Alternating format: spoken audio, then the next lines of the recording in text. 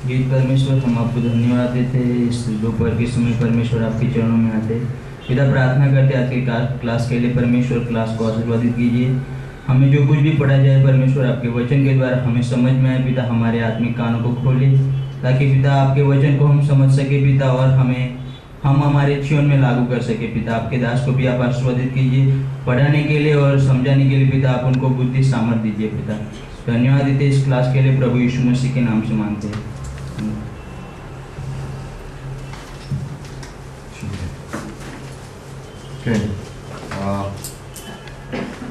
Hand out अगर आपके पास हैं तो उसमें से बात करते हैं। और भजन संहिता के 3 हिस्से कौन से थे जो हमने लास्ट क्लास में बात की?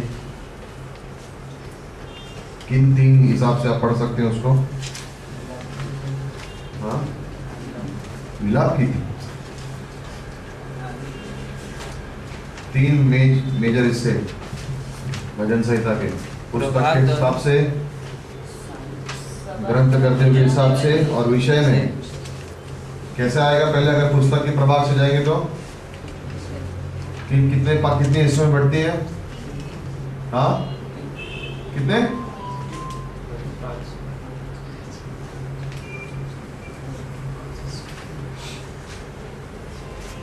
पुस्तक प्रभाव के द्वारा अगर हम भजन संहिता को बांटते हैं तो कितने हिस्सों में बढ़ती है? कौन से हैं वो? हाँ, किताब नाम नंबर क्या है? 1 से लेके 1 से 41 कौन सी किताब है? मुख्य शब्द क्या है? दूसरा 42 से किससे मेल खाती है? मुख्य शब्द क्या है? ठीक है। 73 से 89 किससे मेल खाती है? और मुख्य शब्द क्या है? फिर 90 से किससे मेल खाती है? गिनती से। और मुख्य शब्द क्या है? शांति, भटकना। और लास्ट में 107 से किससे मेल खाती है? और परमेश्वर का वचन। ओके, इसको ध्यान से पढ़ लेना, बिकॉज जब भजन संहिता के बारे में एग्जाम होगा तो ये जरूर आने वाला है। जहाँ जहाँ पे हमने लिखा है डैश से मेल खाती है वहाँ पे याद रखना। ओके, फिर ग्रंथकर्ता के हिसाब से किसने लिखी है किताबें? दाऊद। दाऊद के 4 कौन से हैं? चरवाहे के गीत, पीड़ितों के और संतुष्ट के। और फिर और कौन कौन है? साफ, हेमन, एथन, सुलेमान, मूसा, हिजकिय्याह।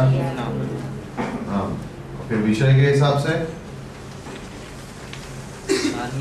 धार्मिक गीत और फटकार के गीत और चढ़ाव के गीत, बोलते रहो, प्रशंसा के गीत, ऐतिहासिक गीत। ठीक है।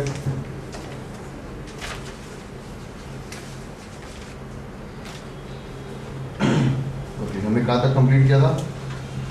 42 भजन संहिता 42 तक किया था। चलिए भजन संहिता 46 में चलते हैं। 40 किया था, 42 नहीं किया था? ठीक है।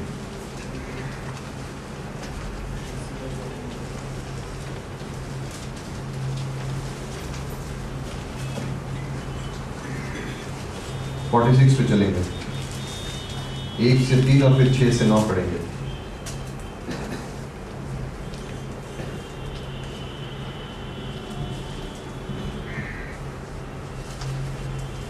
में 1 से 3 और फिर 6 से 9। परमेश्वर हमारा शरण स्थान है और बल है, संकट में अति सहज से मिलने वाला सहायक। इस कारण हमको कोई भय नहीं, चाहे पृथ्वी उलट जाए और पहाड़ समुद्र के बीच में डाल दिए जाएं, चाहे समुद्र गरजे और फेन उठाए और पहाड़ उसकी बाढ़ से कांप उठे।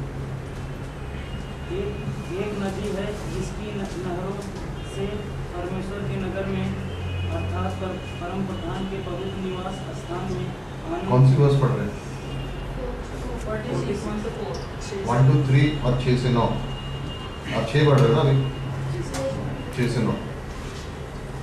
1 से 3 हो गया, अभी 6 से 9। जाति के लोग झल्ला उठे, राज्य के लोग डगमगाने लगे। वह बोल उठा और पृथ्वी पिघल गई। सेनाओं का यहोवा हमारे संग है, याकूब का परमेश्वर हमारा ऊंचा गढ़ है। आओ यहोवा के महाकर्म देखो कि उसने पृथ्वी पर कैसा कैसा उजाड़ किया है। वह पृथ्वी की छोर तक की लड़ाइयों को मिटाता है। वह वह धनुष को तोड़ता और भाले को 2 टुकड़े कर डालता है और रथों को आग में झोंक देता है। अगर इन 6 पंक्तियों को आप ध्यान से पढ़ोगे तो आप देखोगे कि आने वाले महाक्लेश के समय में इजराइल के लिए शायद ये सबसे उनकी पसंदीदा भजन संहिता होगी। क्योंकि जब वो मसीह विरोधी वहाँ पर होगा, वो उससे दौड़ रहे होंगे और छुप रहे होंगे, तो ये पंक्तियाँ उनको सहानुभूति देंगी। बिकॉज वहाँ पे लिखा है कि यहोवा का परमेश्वर हमारे संग है, याकूब का परमेश्वर हमारा ऊंचा गढ़ है। राइट?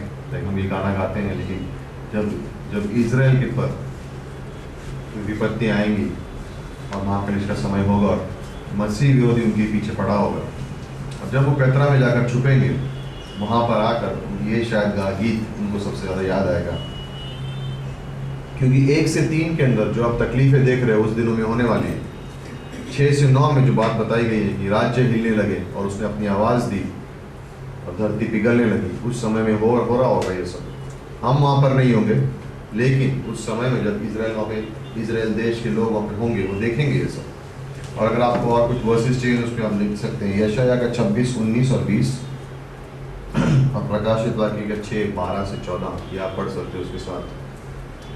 उन दिनों के समय में 6, 12 से 14।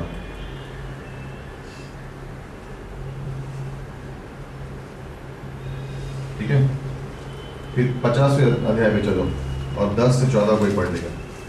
भजन संहिता 50, 10 से 14। क्योंकि वन के सारे जीव जंतु और हजारों पहाड़ों के जानवर मेरे ही है। पहाड़ों के सब पक्षियों को मैं जानता हूँ और मैदान पर चलने फिरने वाले जानवर मेरे ही है। यदि मैं भूखा होता तो तुझसे न कहता, क्योंकि जगत और जो कुछ उसमें है वह मेरा है। क्या मैं बैल का मांस खाऊं या बकरों का लहू पीऊं? परमेश्वर को धन्यवादी का बलिदान चढ़ा और परम प्रदान के लिए अपनी मन्नतें पूरी कर। और वर्ष 5 भी पढ़ लो, 5वीं पंक्ति। अब मेरे भक्तों को मेरे पास इकट्ठा करो, जिन्होंने बलिदान चढ़ाकर मुझसे वाचा बांधी है। बहुत से ऐसे लोग हैं जो बाइबल को पूरी पढ़ी नहीं है, वो पुराने नियम में देख के ये कहते हैं कि इब्रानी का जो परमेश्वर है वो लहू का प्यासा है। सारी जगह पे आप उसको लहू लहू की, जहाँ पर भी देखो तो यहाँ पे बलिदान चढ़ रहे हैं, लोगों को मारा जा रहा है। और इब्रानी का जो परमेश्वर, जैसे एक तरीके से तुम्हारा जो परमेश्वर है वो खून का प्यासा है, उसको खून से वो खुश होता है। और यहाँ पे इस भजन संहिता में, इस अध्याय 50वें अध्याय में एसाव जब लिख रहा है इसको, तो उसमें सीधा एक ही चीज़ बता रहा है वो कि परमेश्वर उस तरीके से नहीं है। और यहाँ पर उसने एकदम साफ तरीके से लिखा है कि परमेश्वर इंसान के प्राणों में और इंसान की भक्ति में ज़्यादा उसके बारे में ज़्यादा सोचता है। क्या उसको बलि चढ़ाई जाती है उसके बारे में उसको ज़्यादा सोच विचार नहीं है, क्योंकि वो नियम था, क्योंकि वो उस वक्त कानून था, या क्योंकि उस वक्त वो नियम था वहाँ पर, इसलिए परमेश्वर ने एक अलग कार्य के लिए उसको स्थापित किया था। लेकिन इसका ये मतलब नहीं था कि परमेश्वर के सामने अगर कोई जाए और बलि चढ़ाए लेकिन उसका मन साफ ना हो तो उससे परमेश्वर खुश हो जाएगा। वो एक माध्यम था, इन सेंस एक मीडियम था जिस तरीके से हम परमेश्वर के पास जा सकते थे। लेकिन परमेश्वर यहाँ पे इस भजन संहिता 50वें अध्याय में कि परमेश्वर को एक जैसे हमारे अंदर एक जैसे कहते हैं एक भक्ति जो आग पर है, आग लगी हुई है संस्कृत हमारे मन में कि हम परमेश्वर के साथ हैं, परमेश्वर के पीछे हैं और उसको हम जानना चाहते हैं। परमेश्वर उससे ज़्यादा खुश होता है, ना तो कि ये बलिदानों से। राइट? कोई वर्स अगर आपको याद आता है इसको, पहले सैमुएल 1 सैमुएल में कोई वर्ष याद आ रहा है? यहाँ पे परमेश्वर कह रहा है कि तुम्हारे प्राण ज़्यादा ज़रूरी है, आज्ञा मानना ज़्यादा ज़रूरी है बलिदान से, बलि चढ़ाने से। बोलो एग्जाम में होगा तो आपको याद आ जाएगा, राइट? और व्यवस्था विवरण में 10वें अध्याय में 12 to 16 उसके अंदर मूसा ने भी समझो मानो बहुत वर्ष पहले सेम चीज़ बताई थी, सेम चीज़ बताई गई थी मूसा ने भी व्यवस्था विवरण 10, 12 से 16 में। उसने भी यही कहा था कि परमेश्वर आपके हृदय के पीछे है, परमेश्वर आपकी भक्ति को ज़्यादा पसंद करता है, ना तो आपकी बलि को, उसको भक्ति ज़्यादा प्रिय है। ठीक है,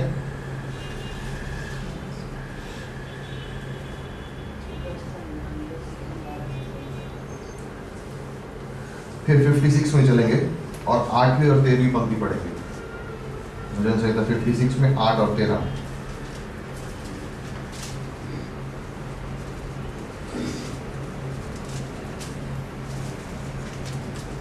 बाइबल खुली रखिए, बंद मत रखो। तू मेरे मारे मारे फिरने का हिसाब रखता है, तू मेरे आंसुओं को अपनी कुप्पी में रख ले, क्या उनकी चर्चा तेरी पुस्तक में नहीं है? क्योंकि तूने मुझको मृत्यु से बचाया है, तूने मेरे पैरों को भी फिसलने से बचाया है, ताकि मैं परमेश्वर के सामने जीवितों के उजियाले में चलूं फिरूं। राइट, जीवितों के उजियाले में चलूं फिरूं। इन सेंस यहाँ पर जो 8वीं पंक्ति में शब्द दिए गए हैं, जहाँ मैं भटकता हूँ, क्या तू जानता नहीं उसको? और यहाँ पर उसके बारे में लिखा हुआ है कि ये शब्द हैं क्या जो मेरी आंसू हैं, क्या वो तेरी कुप्पी में नहीं है? इन सेंस, और क्या तू जानता नहीं है उनके बारे में? और इन वचनों के द्वारा इन सेंस यहाँ पे परमेश्वर हमें दिखा रहा है कि बाइबल में शुरुआत से ऐसे कई समय निकले हैं कुछ लोगों के जीवन में जहाँ पर उन्होंने आंसू बहाया, लेकिन हर आंसू जहाँ शुरुआत हुई है उसका अंत भी एक जगह होना है। इन सेंस, जब अब्राहम ने अपनी बीवी को दफनाया तब वो रो रहा था, राइट? जब यूसुफ की खबर मिली याकूब को तो उसने रोया, राइट? उसको बुरा लगा और उसने वहाँ पे रोया है। और अगर आप आगे देखिए, वहाँ पे सैमुअल सॉल के लिए रोया, दाऊद अब्सलोम की मृत्यु पे रोया। और ये जो वर्स है 8वीं पंक्ति है 56 में, इन अ सेंस लाइक उनको याद दिला रही है। और ये एक शब्द है उनके लिए जिन्होंने किसी को खोया है, लाइक उनके लिए दिखा रही, क्या तू ये जानता नहीं, लेकिन मेरे आंसू को तूने अपनी कुप्पी में रखा हुआ है, और क्या जो मैं करता हूँ तेरी किताब में नहीं है। और अगर आप इस किताब से देखते जाओ, लाइक इन अ सेंस याद रखना, नए नियम में यीशु मसीह ने, राइट, लाजरस के ऊपर और यरूशलेम की दो चीजों के वक्त यीशु मसीह की भी आंखों में आंसू लीजिए, राइट? ये भावुक हो गए लोग, एक अपने दोस्त के और अपने एक शहर के लिए जिसके लिए वो आए थे, और वो भावुक हो। लेकिन प्रकाशित वाक्य 21:4 कि परमेश्वर हर एक आंसू को पोंछ देगा और पिछले बीती जो बातें हैं उसको याद भी रखेंगे। जो भी बीता है वो सब हम भूल जाएंगे, जो भी दुख थे वो सब मिट जाएंगे, क्योंकि एक जैसे मानो एक इशारे में परमेश्वर हर एक आंसू जो है उसको निकाल देगा, कोई चीज़ नहीं बचेंगे वो, क्योंकि हर एक चीज़ वो जानता है हमारे संग क्या हुई है और हम क्या देखे हैं, क्या दुख हमारे संग हुआ है। लाइक ऐसा नहीं हम सोच सकते कि परमेश्वर को अच्छे समय में या बुरे समय में उसने हमें याद नहीं रखा है। एक एक बूंद जो हमारी आंखों से गिरी उसका हिसाब उसके पास है। और इन सेंस लाइक परमेश्वर जानता है हमारे हृदय को, हमारी कमजोरियों को जानता है, किस चीज़ की हमें ज़रूरत है उसको जानता है, कहाँ पर मुझे मदद की ज़रूरत है उसे जानता है, वो सब जानता है, राइट? और इन सेंस लाइक अगर मैं दुख में भी हूँ, लाइक मेरे जीवन में अगर दुख भी है, एक एक आंसू की कीमत है उसको वो जानता है, वो संभालता है, वो ही देखता है। और हमारे लिए बहुत मुश्किल नहीं है ये समझना। तो कभी कभी इन सेंस दुख के समय में हम सोचते हैं अपने आप को कि हम अकेले हो गए हैं, ये जरूरी है। ये भजन संहिता 56 और 8वीं पंक्ति से हर एक विश्वासी को समझना चाहिए। लाइक सोचो, आपके आंसू उसने एक बोतल में छुपा के रखे या संभाल के रखे। परमेश्वर हर एक को हर चीज जानता है। और यहाँ पे अगर हम देखें और हम समझें कि परमेश्वर हमारी ओर कितना है, लेकिन उसका प्रेम हमारी ओर कितना है, तो इस भजन संहिता से हम समझ सकते हैं, इस वर्ड से हम समझ सकते हैं कि इतना नम्र है वो हमारी ओर, इतना प्रेम है उसके हमारी ओर कि हमारे आंसू की बूंद भी उसको याद रखती है। तो एज अ विश्वासी होने के नाते क्या मुझे कोई चीज़ भय होना चाहिए या डर होना चाहिए, या कोई मेरे मन की ऐसी कोई बात है जो परमेश्वर से छुपी हुई है? नहीं, उसके हर चीज़ का रिकॉर्ड है, जैसे बोल सकते हैं। राइट।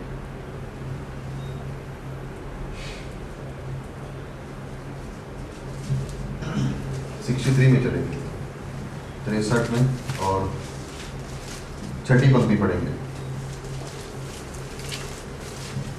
जब मैं बिछौना पर पड़ा तेरा स्मरण करूंगा, तब रात के एकाएक पहर में तुझ पर ध्यान करूंगा। राइट। और यहाँ पर एक भजन से ये लाइक कि दाऊद के जीवन के बारे में है। जब वो बिस्तर पे भी लेटा है रात को, तो भी उसका ध्यान परमेश्वर की ओर, अपने मन में, अपने हृदय में वो परमेश्वर की बातों के ऊपर सोच रहा है, परमेश्वर के नियमों के ऊपर ध्यान लगा रहा है, परमेश्वर के वचन के ऊपर ध्यान लगा रहे हैं। कितने हम में से हैं जो हम अपना कार्य करके थक जाते हैं और थकने के बाद जाके बिस्तर पे जाके सो जाते हैं, राइट। लेकिन दाऊद उस मौके को भी चुन रहा है जहाँ पर वो परमेश्वर का ध्यान कर सके। और इसलिए हमें अचंभित नहीं होना चाहिए कि दाऊद इतना बड़ा इंसान बन कैसे सका, क्योंकि ये छोटी छोटी बातें, इन छोटे छोटे समय में भी उसका ध्यान परमेश्वर के पास था। जब वो छावनी पे लेटा हुआ सोने की तैयारी में, तभी भी उसका ध्यान वो परमेश्वर के ऊपर रखता है। लाइक सोते हुए एक प्रार्थना करके सोना बहुत आसान है, राइट। परमेश्वर को हम धन्यवाद देंगे, कह सकते हैं हम सो गए। लेकिन लेटे हुए लाइक कोई ऐसा स्थान नहीं है, कोई ऐसी जगह नहीं है जहाँ पर हम परमेश्वर का ध्यान नहीं कर सकते। हर जगह हमारे लिए खुली है, हर क्षण हमें दिया गया है, और उस क्षण से, उस समय से हम क्या कर सकते हैं वो हमें चुनना है। परमेश्वर हमें जबरदस्ती नहीं करेगा, तुमको मेरे बारे में सोचना है, तुमको मेरे बारे में ध्यान देना है, मेरे बाइबल के बारे में सोचो। परमेश्वर जोर नहीं डालेगा कभी, लेकिन वो शांत होकर देखेगा कि कौन कर रहा है, और जो छुप के अकेले एकांत में कर रहे हैं उनको खुली जगह में ऊंचा उठाएगा। जब दाऊद चरवाहा था, उसके पिता उसको भूल गए, लेकिन परमेश्वर उसको भूला नहीं, क्योंकि जब वो भेड़ों के संग बाहर घूम रहा था तो वो गीत गा रहा था, परमेश्वर का ध्यान कर रहा था। और क्योंकि वो कर रहा था, इसलिए भजन संहिता में सबसे ज्यादा उसने लिखा भी है मनन के बारे में, ध्यान के बारे में, वचन के बारे में। क्यों? क्योंकि वो दाऊद के लिए सबसे जरूरी चीज थी उसके जीवन में। वो काम कर रहा था, लेकिन काम के संग उसका ध्यान परमेश्वर पर था, और इसलिए जब वो काम कोई भी करे तो परमेश्वर उस काम को आशीष देता था, क्योंकि उसका ध्यान परमेश्वर पर था। जहां पर उसने ध्यान छोड़ा वहीं पर उसने गलतियां की। बादशीबा के समय में वो परमेश्वर के बारे में नहीं सोच रहा था, उसका ध्यान परमेश्वर पर नहीं था, उसका ध्यान खुद के ऊपर था, खुद की इच्छाओं को पूरा करना था, और इसलिए वो फिसला। अगर उसका ध्यान उस वक्त परमेश्वर पे होता तो कहीं आज कहानी कुछ और होती।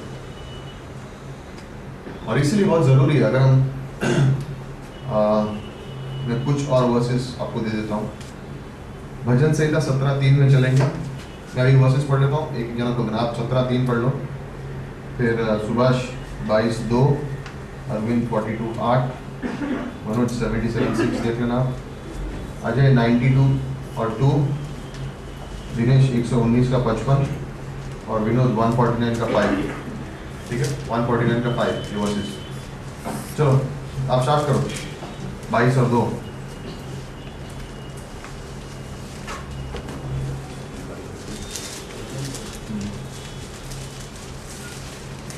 जल्दी, जिन जिनको बोला आपने सिर्फ उस पेज पे जाकर रुक जाइए, ठीक है। 17 और 3 का एक्चुअली, सॉरी 17 और 3 पढ़ो। तूने मेरे हृदय को जांचा है तूने रात को मुझे देखा है। राइट, तूने मुझे मेरे हृदय को जांचा है और तूने रात को मुझे देखा है। करेक्ट। तो इन सेंस यहाँ पर हम अगर हम रात के बारे में बात करें और हम ये सोचते हैं कभी कभी कि रात के समय में कुछ नहीं, चलो सोने का टाइम है, कुछ नहीं कर सकते, यहाँ पे अभी हम कुछ पंक्तियाँ पढ़ेंगे जो रात के समय में, और यहाँ पे परमेश्वर इन सेंस क्लियरली कह रहा है कि तुमने मुझे देखा है, रात के समय में तुमने मुझे देखा है, तुम मेरे हृदय को जांचा है। नेक्स्ट 22:2। हे मेरे परमेश्वर, मैं दिन को पुकारता हूँ परंतु तू उत्तर नहीं देता, और रात को भी मैं चुप नहीं रहता। राइट, तो यहाँ पर ये एक्चुअली 22वीं अध्याय है भजन संहिता का, जो मसीह के बारे में बात कर रहा है। फिर 42 का 8।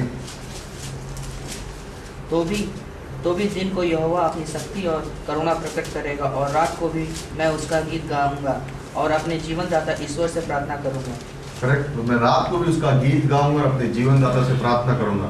लाइक अगर हम अलग अलग चीजें देख रहे हैं यहाँ पे, तो इन सेंस यहाँ पे भजन संहिता में भक्ति की जो बातें हो रही है, यहाँ पर धार्मिक बातें हो रही है, यहाँ पर आप देखोगे कि रात के समय में भी जो लेखक हैं उन्होंने क्या क्या विचार डाल के रखे हैं, भक्ति के बारे में डाल दिए, मनन के बारे में डाल दिए।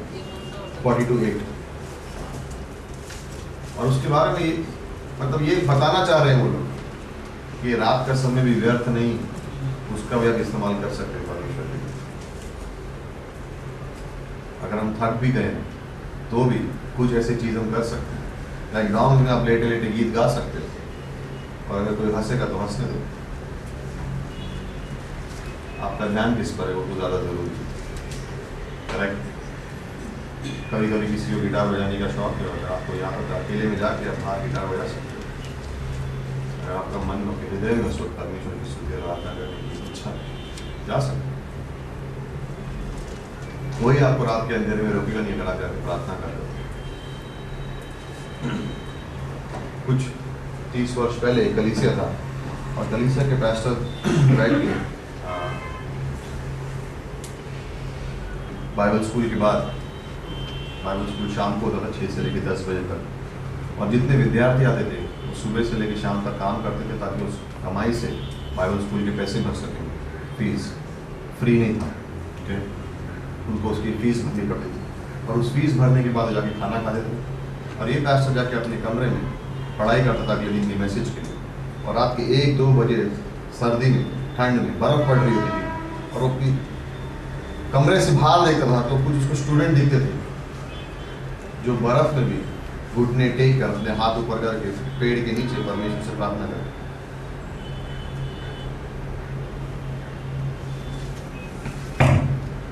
और वो जो प्रार्थना कर रहे थे वो पास्टर शैलर थे, जो आज बॉल्टिमोर में ग्रेटर ग्रेस के मेन पास्टर। अंधेरे में रात के 1-1:30 बजे बर्फ में बाहर आके जब वो मिशन फील्ड पे गए तो उनके यहाँ कॉन्फ्रेंस हुई, और कॉन्फ्रेंस में उन सुबह 7:30 या 8 बजे से लेकर रात के 1:30 बजे तक चला, प्रीचिंग रैप सेशन कंटिन्यूस हो रहा था। और उसके बाद जब वो अपना काम खत्म करके सब सोने गए तो रात के 3-3:30 बजे किस दूसरे पास्टर जो उनके साथ कमरे में थे, उसको प्यास लगी, वो उठे पानी पीने के लिए, और जैसे ही एक कदम लिया तो नीचे गिर गए, क्योंकि उस समय में भी 3 बजे भी पास्टर शैलर उस देश के लिए, फिनलैंड के लिए घुटनों पर बैठ के परमेश्वर से देश के लिए प्रार्थना कर रहे थे कि यहाँ पे लोग विश्वासी बने। 1980 के आसपास की बात है। और क्योंकि वो आदमी अकेले में जो कर रहा था, आज जिस स्थान पर वो है, ग्रेटर ग्रेस के पूरे कलीसिया के मुख्य हैं वो, क्यों? क्योंकि जब कोई नहीं देख रहा था तब वो परमेश्वर का ध्यान कर रहे थे, अंधेरे में रात में गीत गा रहे थे, प्रार्थना कर रहे थे, उसके ऊपर ध्यान कर रहे थे। और वो आपके और मेरे जीवन के संग भी हो सकता है, लेकिन क्या आप और मैं वो कमिटमेंट कर सकते हैं? क्या मेरा प्रेम, क्या मेरी भक्ति परमेश्वर के लिए इतनी जोर से है, इतनी आग लगी हुई है मेरे अंदर परमेश्वर के लिए कि मैं अपने आराम के बारे में नहीं सोच के उसकी इच्छा के बारे में ज़्यादा सोचूं? ये मेरे मन में है या आपके मन में है? मुझे आराम चाहिए या मुझे परमेश्वर की इच्छा चाहिए, वो आप सोचो और मैं सोचूं। परमेश्वर हमें फोर्स नहीं करेगा उस चीज़ में, हमारे हृदय पे वो एक बोझ डाल देगा, और उस बोझ के संग मैं क्या करता हूँ वो देखेगा। अगर उसने मेरे हृदय पे बोझ डाला है प्रार्थना करने के लिए और मैं नहीं कर रहा हूँ, तो किसी और को चुन लेगा, कोई और उस चीज़ के लिए प्रार्थना करेगा। लेकिन आप या मैं कभी ये नहीं कर पाएंगे, मुझे मौका नहीं दिया, मौका मिला था लेकिन उस मौके के संग तुमने क्या किया, वो ज़्यादा जरूरी है। लाइक क्या मुझे आराम के बारे में ज़्यादा सोचना है या क्या मुझे परमेश्वर की इच्छा के बारे में ज़्यादा सोचना है? और जो भी आप चुनोगे उसका नतीजा भी आपके सामने ही होगा, राइट? लाइक मैं आपको कितना नहीं बोल सकता हूँ, परमेश्वर आपको इतना नहीं बोल सकता है, आपकी इच्छा क्या है वो इम्पोर्टेंट है, राइट? और परमेश्वर की इच्छा करने के लिए ये मत सोचिए कि सिर्फ प्रार्थना करना ही परमेश्वर की इच्छा है, या हर एरिया में आपकी लाइफ में आप परमेश्वर की इच्छा को पूरा कर सकते हैं। आज जहाँ पर आप लोग रह रहे हो आपको मौका दिया गया हो क्या करने के लिए, इस वचन को सीखने के लिए, राइट? हर चीज़, कोई चीज़ की कमी नहीं, हर चीज़ दी गई। लाखों ऐसे लोग हैं जिनके पास फैसिलिटी नहीं है। आज इंग्लिश बाइबल कॉलेज में ऐसी फैसिलिटी है, लोग अपनी नौकरी करके आके 2-2.5 घंटा 3 घंटा बाइबल स्कूल करके वापस जाते हैं। अंग्रेजी बाइबल स्कूल में फैसिलिटी नहीं, आपके पास है, क्या करोगे आप उसके साथ, आपको चुनो, राइट? लाइक मैं सोच सकता हूँ कि ओ बाइबल कॉलेज आराम के दिन है, सिर्फ दिन में 1 क्लास करनी है, 2 क्लास करनी है, बाकी पूरा दिन में अपना समय बिता सकता हूँ, आपकी इच्छा, लेकिन ज़्यादा दूर तक नहीं जा पाओगे, ज़्यादा दूर तक नहीं जा पाओगे। लेकिन अगर मेरी इच्छा है उसका विचार करने के लिए कि परमेश्वर की इच्छा क्या है, उसके पीछे मैं पड़ा रहूँगा, आस्ते करके मैं वो चीज़ें करूँगा जो परमेश्वर की आंखों में सही है और जो परमेश्वर को आनंद देगी, जिसे परमेश्वर आनंद देगी। इन लोगों के बारे में सोचना कम कर दूँ कि मैं क्या करूँ कि इस इंसान को खुश कर सकूँ, मेरा मन उसमें घुटने लगेगा कि मैं क्या करूँ जिसमें परमेश्वर को खुश कर सकूँ। और बहुत सिंपल है, उसके लिए कोई डिग्री की जरूरत नहीं है। ये मेरी भक्ति मेरे अंदर जो आग लगी हुई है वो किसके लिए? क्योंकि आप दोनों में से एक ही की सेवा कर सकते हो, या अपने आप की सेवा कर सकते हो या परमेश्वर की सेवा कर सकते हो, या अपने बारे में सोच सकते हो या परमेश्वर के बारे में सोच सकते हो, राइट? और यहाँ पे जब हम इन वर्सेस को पढ़ रहे हैं, एक्चुअली 77:6 में पढ़िए। मैं रात के समय अपने गीत को स्मरण करता और मन में ध्यान करता हूँ और मन में भली भांति विचार करता हूँ। करेक्ट? तो गीत का स्मरण करता हूँ, याद करता हूँ, भली भांति याद करता हूँ, किस चीज़ के बारे में? रात के समय में। इन अ सेंस जो लेखक है यहाँ पे वो ये एक ही बात बताया जा रहा है बार बार कि कोई भी समय हो, कोई भी समय कम नहीं है, कोई भी समय अलग नहीं है परमेश्वर के बारे में ध्यान करने के लिए।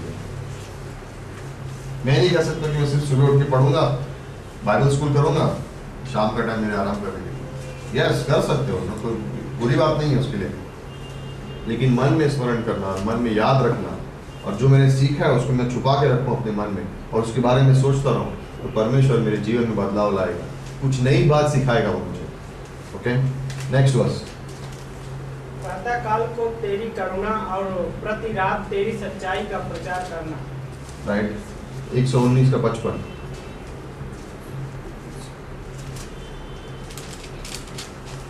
दिनेश 119:55। हे यहोवा, मैंने रात को तेरा नाम स्मरण किया और तेरी व्यवस्था पर चला हूँ। राइट, भजन संहिता 119 परमेश्वर के वचन के बारे में। मैंने रात को तेरे वचन का स्मरण किया, और उसके आगे क्या लिखा है? और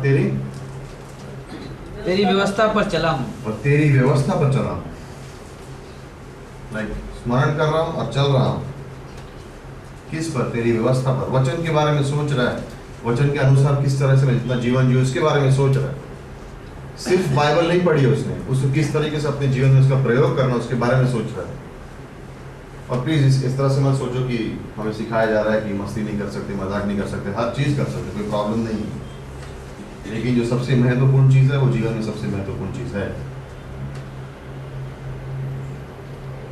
जो मेन इंपॉर्टेंट चीज़ है वो मेन इंपॉर्टेंट चीज़ रहेगी। ओके, फिर लास्ट में 149:5। भक्त लोग महिमा के कारण प्रफुल्लित हो और अपने बिछौनों पर पड़े जयकार करें। कहाँ पर हम जय जयकार करते हैं आमतौर से, राइट? और यहाँ पे क्या लिखा है, कहाँ पर कर रहे हो लोग जय जयकार? लिखा है लेकिन इन भजन संहिता की इन वचनों को पढ़ के अगर आप ध्यान में रख सको तो कोई स्थान नहीं, राइट? लाइक एक विश्वासी होने के नाते मुझे कोई इमारत या मूर्ति या तस्वीर के सामने खड़े होकर परमेश्वर को याद करने की जरूरत नहीं है। मैं कहीं पर भी कहाँ पर भी कर सकता हूँ, सुबह हो, शाम हो, दोपहर हो, रात को, लेटा हो, कुछ भी।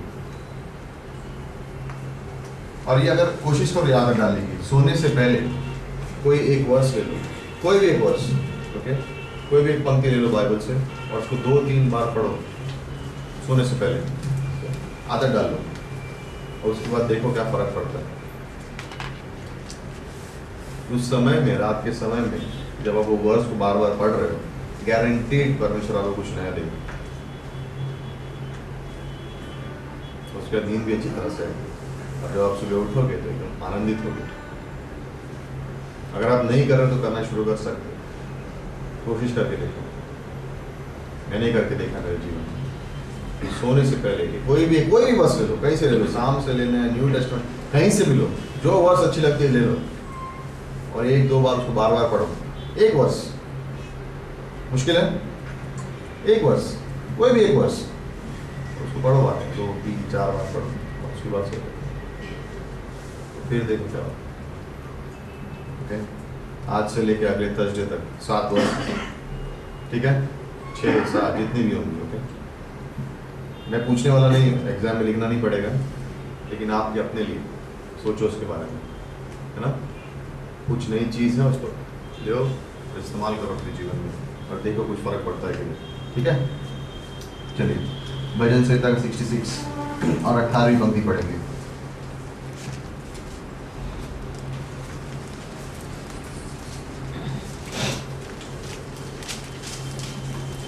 यदि मैं मन में अनर्थ की बात सोचता तो मैं प्रभु मेरी न सुनता। फिर से पढ़ना, अगर मैं, यदि मैं मन में अनर्थ की बात सोचता तो प्रभु मेरी न सुनता। अगर मैं मेरे मन में अनर्थ की बात सोचता हूँ, इन सेंस अगर मैं मेरे मन में कोई गलत विचार सोचता हूँ या किसी के बारे में बुरा अनर्थ की बात सोचता हूँ तो परमेश्वर मेरी आवाज़ नहीं सुनेगा। और इसका मतलब ये नहीं कि मेरे पापों की क्षमा नहीं होती। परमेश्वर के लहू के द्वारा मेरे सारे पापों, जब मैं उनको जाके परमेश्वर के सामने माफ़ी मांगता हूँ, कन्फेस करता हूँ, तो मेरे सारे पाप धुल जाते हैं, राइट? परमेश्वर उसको धो देता है। लेकिन अगर मैं बहाने बनाऊँ, मैंने इसलिए किया क्योंकि मेरा इसकी वजह से ये पाप हुआ, उसके लिए कुछ नहीं। परमेश्वर को उसको सुनने की कोई इच्छा नहीं है। हमारे बहाने हम परमेश्वर के सामने नहीं है। परमेश्वर ने इंसान के संसार के सारे पापों के लिए अपना लहू बहाया, हमारे बहानों के लिए नहीं, एक्सक्यूज बनाने के लिए नहीं परमेश्वर ने बनाया। तो इसलिए अगर हमारे मन के अंदर कोई अनर्थ हम सोचते हैं, कुछ गलत विचार होते हैं या कुछ हम किसी के बारे में हम सोच रहे हैं, इन सेंस परमेश्वर के सामने जाके उसको माफ़ी मांगना, उसको कन्फेस करना, उससे वो निकल जाएगा, परमेश्वर माफ़ कर देगा। लेकिन मैं बहाना नहीं बना सकता क्योंकि उसने मेरे संग इस तरीके से किया, इसके लिए उसके बारे में सोचूंगा। उन चीज़ों के लिए परमेश्वर ने अपना कीमती लहू नहीं बहाया, हमारे पापों का दंड को हटाने के लिए बात, राइट? एक लड़का था जिसको बहुत झूठ बोलने की आदत थी, ओके, और शायद मैंने लास्ट टाइम इस क्लास में बताया था, और उसके पिता ने उसको सबक सिखाने के लिए कहा थी तो जितनी बार झूठ बोलेगा, घर के बाहर एक सफ़ेद खंबा है, उसमें जाके कील ठोक देना। एक सबक सिखाने को, जितनी बार लड़का झूठ बोलता अपने लोग खंबे में जाके कील ठोक देते। थोड़े ही समय में पूरा खंबे में पूरे कील भर गए। तो बच्चा उदास हो गया, इतने सारे मैंने झूठ बोले, देखो खंबा भी सफ़ेद, खंबे में सारे कीले घुसे। तो उसके पिता ने कहा कि जब अब तू सच बोलेगा तो उसमें से जाके एक कीला निकाल देगा। उसने सच बोलना शुरू किया, उसे कीले निकालने शुरू कर। एक दिन पिता ने पाया कि वो बच्चा बाहर बैठ के रो रहा था। उसने क्यों रो रहा है? बोलते मैंने सारे कीले निकाल दिए। बोलते लेकिन उसमें रोने की क्या बात है अगर सब निकाल दिए? बोलते जो सफ़ेद खंबा था उसमें सब छेद से भरा हुआ। इन अ सेंस लाइक परमेश्वर ने हमारे पापों के लिए अपने लहू बहा के हमें सब चीज़ के लिए कर दिया, लेकिन इसका ये मतलब नहीं है कि हम उसको ले उसका इस्तेमाल करके और उसके परिणाम नहीं होता है। मेरे जीवन में अगर मैं परमेश्वर का जो इंसाफ है उसकी वजह से, उसके लहू के द्वारा मेरे सारे पाप क्षमा हो जाएंगे, हो गए, लेकिन परिणाम अगर मैं पाप में जीता रहा और परमेश्वर के विरुद्ध जाके, खिलाफ जाके मैं बार बार पाप करता रहा, उसके अनुग्रह को मैंने हल्का माना, तो उसके परिणाम मेरे जीवन में रहेंगे। राइट? लाइक दाऊद ने बातशीबा के संग व्यभिचार किया, उसके पति की हत्या करवा दी और 1 वर्ष तक परमेश्वर के सामने नहीं गया अपने पापों के दंड, पापों की क्षमा मांगने के लिए। और जब उसने क्षमा मांगी, उसके बारे में पढ़े, जब उसने माफ़ी मांगी तो परमेश्वर ने उसको माफ़ कर दिया, उसके गुनाह को माफ़ कर दिया। लेकिन उस पाप की वजह से उसके घर में बहुत सारी तकलीफें, उसका परिणाम उसको भुगतना पड़ा। और कभी कभी विश्वासी होने के नाते हमारे मन में साथ, अगर परमेश्वर ने सारे पापों का दंड हमको भर दिया और हमें माफ़ कर दिया, तो ये परिणाम क्यों हो सकता है हमारे जीवन में? क्योंकि परमेश्वर इस तरीके का परमेश्वर नहीं है कि तुम्हें माफ़ कर दे ताकि तुम फिर से पाप करो। भजन संहिता 130 में लिखा है, मेरा भय है तेरे मन में, तेरा भय है मेरे मन में, क्योंकि मैं याद रखता हूँ कि तू हमारे पापों को माफ़ कर सकता है। और वहाँ पे लेखक ये कहने की कोशिश कर रहा है कि मुझे मालूम है कि तू मेरे पापों को माफ़ कर सकता है, लेकिन फिर भी एक भय है मेरे मन में। क्यों? क्योंकि मैं तेरे खिलाफ पाप कर रहा हूँ। तो किसी इंसान के खिलाफ पाप नहीं होता, परमेश्वर के खिलाफ कर रहा हूँ। और कभी इंसान के सामने अगर हम एक दूसरे के खिलाफ पाप कर लेते हैं, परमेश्वर के हृदय दर्द होता है। लाइक Psalm 51 के 12 में जब हम पढ़ेंगे तो हम देखेंगे कि दाऊद को परिणाम भुगतना पड़ा। बातशीबा को जो पहली संतान हुई उसकी मृत्यु हो गई। राइट? तो एक भाई उसके घर में उसका भाई, एक भाई अपनी बहन का बलात्कार कर रहा है, दूसरा भाई पहले भाई को मार रहा है, फिर बेटा अपने पिता के हाथ से राज्य लेने की टक्कर में, पिता भागता है, फिर कोई आके उसके बेटे को मार देता है। कहाँ से शुरू हुआ ये? टेरेस पे घूमने से। उसका मन परमेश्वर पर के ऊपर नहीं था। उसने देखा वो बातशीबा चाहिए, और फिर 1 साल तक उसने परमेश्वर के सामने जाके माफी नहीं मांगी। उसके पति का खून करवा दिया। परमेश्वर ने कहा ठीक है, दंड माफ है, लेकिन परिणाम तुझे भुगतना पड़ेगा। क्यों? क्योंकि दाऊद ने सिर्फ परमेश्वर के खिलाफ ही नहीं, लेकिन सबसे महान उसने परमेश्वर के खिलाफ पाप किया। क्यों? उसने बातशीबा के खिलाफ पाप किया, यूराया के खिलाफ पाप किया, इजराइल की प्रजा का राजा होने के नाते उनके खिलाफ पाप किया। लेकिन 51 में जब हम पढ़ेंगे तो हम देखेंगे कि उसके मन में सबसे बुरी चीज़ उसको ये लग रही थी कि उसने परमेश्वर के खिलाफ पाप किया था, और उस परमेश्वर के खिलाफ पाप करने के सामने बाकी सब चीज़ें छोटी हो गई थी। उसको चिंता नहीं थी, इन सेंस चिंता नहीं बोल सकते, लेकिन उसको उसके बारे में नहीं सोचा था कि मैंने बातशीबा यूराया के खिलाफ पाप किया। उसको परमेश्वर कहता है भजन संहिता 51 में, मैं तेरे खिलाफ पाप किया, और सिर्फ तेरे खिलाफ पाप किया।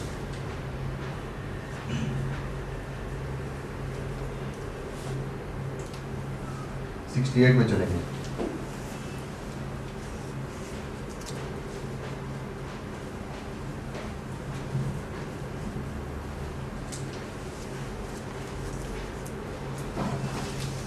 अभी 69 में चलेंगे और 13वीं पंक्ति पढ़ेंगे।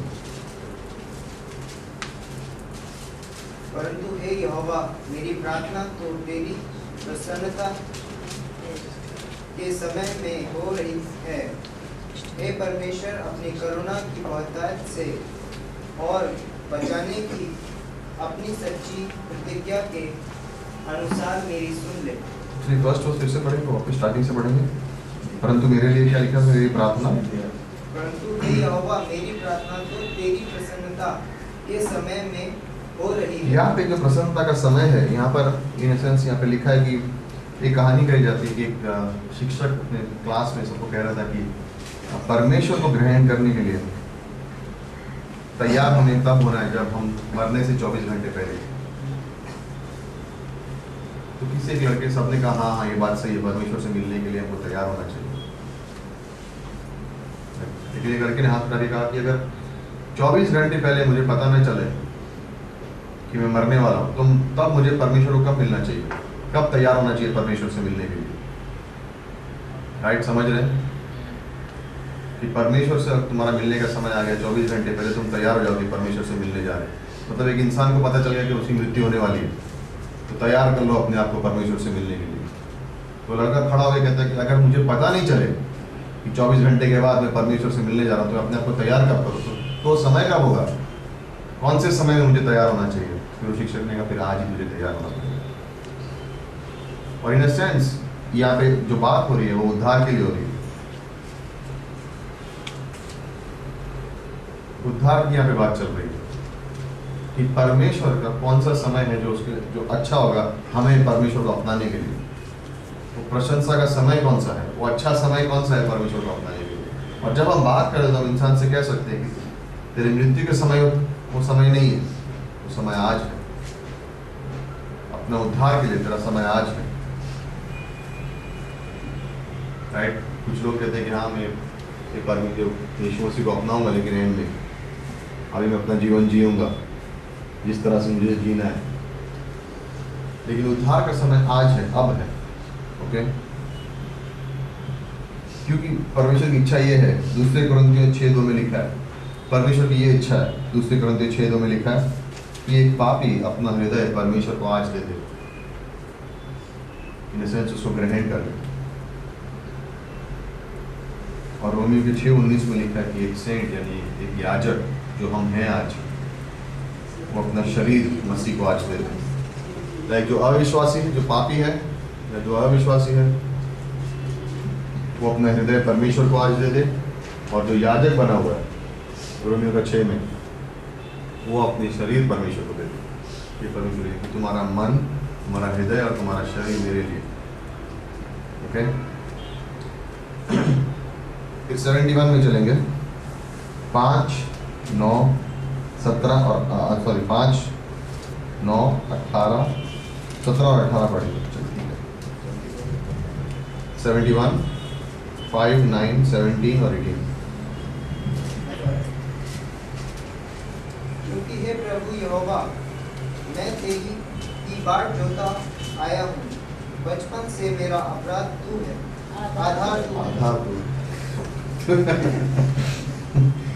पढ़ो 9 सब एक साथ ही पढ़ो, 9, 17 और 18। बुढ़ापे के समय मेरा त्याग न कर, जब मेरा पल घटे तब मुझको छोड़ न दे। जो मेरे प्राण के विरोधी हैं उनकी आशा टूटे और उनका अंत हो जाए। 17 पढ़ना है, 9 के बाद 17 और फिर 18। हे परमेश्वर, तू तो मुझको बचपन ही से सिखाता आया है और अब तक मैं तेरे आश्चर्य कर्मों का प्रचार करता आया हूँ। इसलिए हे परमेश्वर, जब मैं बूढ़ा हो गया और मेरे बाल पक गए, तब भी तू मुझे न छोड़, जब तक मैं आने वाली पीढ़ी के लोगों को तेरा बाहुबल और सब उत्पन्न होने वालों को तेरा पराक्रम न सुनाऊं। राइट। और अगर इस भजन से, तो अगर हम टाइटल दे सके तो उसको लिख सकते हैं एक बूढ़े इंसान का भजन संहिता, एक गीत है उसकी तरफ से। और यहाँ पे एक विश्वासी ये देख रहा है कि जब उसकी जैसे वो उम्र में बढ़ते जा रहा है, वो परमेश्वर से और नज़दीक होते जा रहा है, उसका जीवन परमेश्वर से नज़दीक होते जा रहा है। लाइक इन अ सेंस यहाँ पे आप देखोगे, और वो यहाँ पे कह रहा है कि तू मेरी उम्मीद है, मेरी आशा है, और मेरे बुढ़ापे के समय में मुझे छोड़ न देना, मेरी सामर्थ्य कम न करना। और तूने मुझे सिखाया जब मैं जवान था, तब से लेके आज तक। और वो कह रहा है कि आने वाली पीढ़ी को भी मैं तेरे सामर्थ्य के बारे में बता सकूँ। और यहाँ पर जो लेखक है वो एकदम अपने मन से कह रहा है कि आज दुनिया में लोग सोचते हैं कि अगर मैं दिखने में अच्छा हूँ, अगर मैं कोई खेल कूद में अच्छा हूँ, अगर मैं कुछ काम करने में अच्छा हूँ, तो सब सही है। और लोग उन लोगों के बारे में बहुत सोचते हैं, लेकिन जब वो बूढ़े हो जाते हैं तो उनको भूल जाते हैं, राइट। लाइक कुछ वर्षों पहले बहुत से लोग थे जिनके बारे में हर एरिया में, लाइक खेल कूद में, गाने में, जिनके बड़े बड़े नाम थे, जिनके बारे में हम आज सुनते नहीं हैं। क्यों? क्योंकि वो बूढ़े हो गए। अब उनके अंदर जो कला थी उसको इस्तेमाल नहीं कर पा रहे, इसलिए उनको सब भूल गए और अब नए लोगों के बारे में सब देख रहे हैं। लेकिन यहाँ पर लेखक कह रहा है कि मेरी जवानी में भी तू था, अब मैं बूढ़ा हूँ, अभी तू मुझे त्यागना मत। इसलिए ताकि आने वाली पीढ़ी को मैं बता सकूं कि तेरा सामर्थ्य कितना है। इन सेंस इस इंसान का जिसकी उम्र हो गई है वो ये सोच रहा है कि वो परमेश्वर से इतना नजदीक आ गया है, उसका समय आ गया परमेश्वर से मिलने के लिए, लेकिन वो कह रहा अब तक मुझे उठाना नहीं, मुझे नई पीढ़ी को बताना है कि अंदर कितना सामर्थ्य है। और लाइक परमेश्वर के राज्य में हम कभी ऐसे नहीं होते कि कुछ समय तक जी रहे हैं उसके बाद कोई हमें लोग भूल गए, और लोग भले ही भूल जाएंगे लेकिन हमारे कार्य के लिए परमेश्वर हमें नहीं भूलता, वो हमें हमेशा याद रखता है। और यहाँ पर लेखक वही कह रहा है, मैं जवानी में भी, जब मैं जवान भी था तब भी तूने मेरे बारे में ध्यान रखा था, और अब मैं बूढ़ा भी हो गया तभी भी तू मुझे जानता है। तेरी सामर्थ मुझसे कम मत करना।